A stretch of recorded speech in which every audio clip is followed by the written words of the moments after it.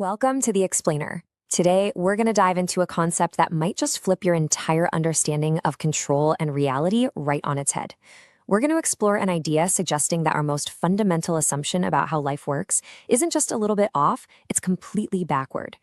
So let's just kick things off with a huge question, one we all pretty much assume we know the answer to. Are you in charge of your life? Of course you are, right? I mean, you make the decisions, you choose your own path. It feels totally obvious, completely intuitive. But what if I told you that feeling, that gut sense of being in control, of being the one who makes things happen, what if that's actually a profound delusion? What if you aren't the cause of things at all, but something else entirely?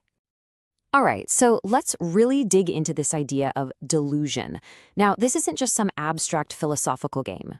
The argument here is that this one specific delusion, the belief that we are in control, is the direct cause of so much of our daily stress and anxiety.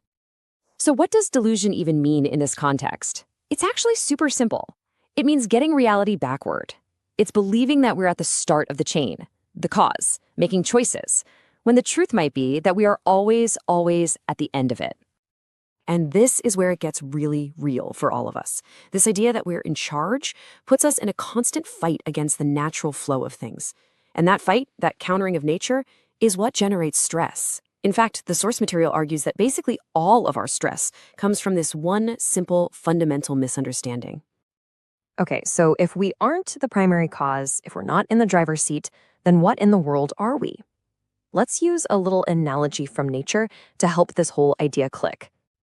Just picture a big tree. Does that tree just exist on its own? No way. For it to even be there in this very moment, a massive, complex web of conditions has to come together perfectly. The right sunlight, the right amount of water, good soil, clean air, the list goes on. And here's the thing. The tree has zero choice in the matter. It doesn't decide to grow. It is simply the end result, the effect of all these conditions lining up just right. You could almost say it's a beautiful victim of circumstance. And this is where it all comes back to us. Because just like that tree, you aren't some independent object moving through the world. Every single thing about you, your thoughts, your feelings, even your ability to hear my voice right now, is the end result of countless prior causes and conditions that you had absolutely no hand in orchestrating. Just stop and think about that for a second.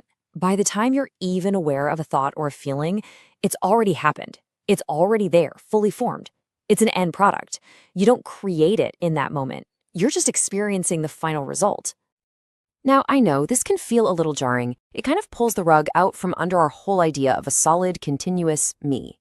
So if that's the case, how does our mind create this powerful illusion of a stable self who's calling the shots? Well, let's think about it this way. If you are always in effect, you are always arriving late to the party. You're never there for the beginning of an event. You are always, in every moment, standing at its conclusion. Every moment is an end. You know, our mind works kind of like one of those old flip books. Each page is just a static, dead drawing, a single effect.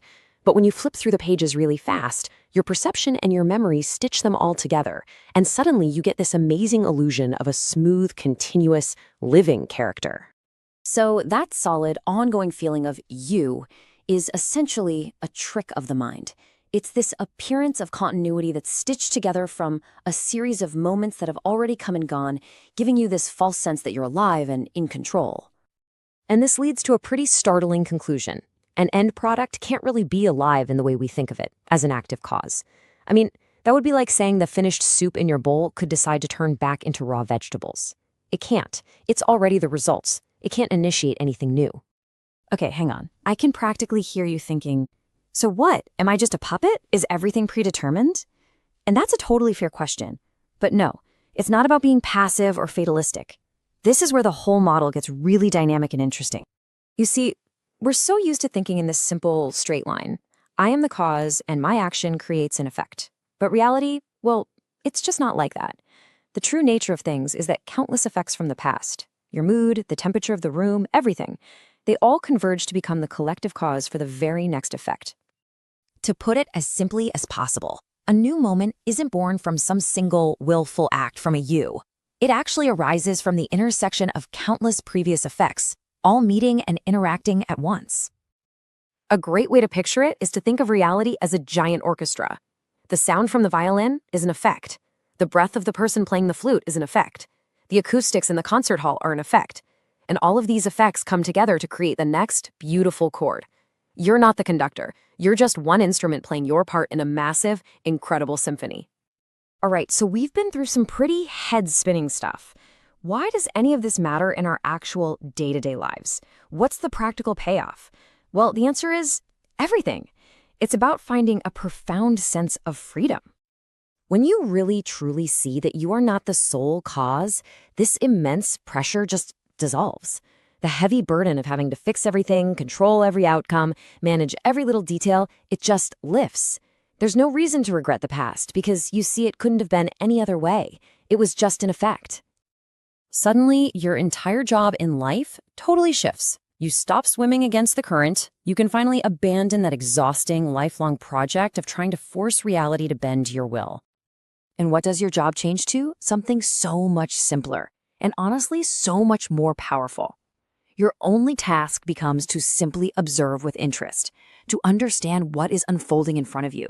And by doing just that, you let nature flow without resistance, and you find this incredible ease in just being part of that flow. And let me be clear, this isn't about giving up or becoming passive, not at all. It's a huge shift in perspective, away from control and towards curiosity. It's the difference between trying to steer a powerful river and learning how to skillfully navigate its currents. So I'll leave you with this. If you knew your only real job was to understand, what heavy burden would you finally let go of today? What weight would you drop knowing it was never really yours to carry in the first place?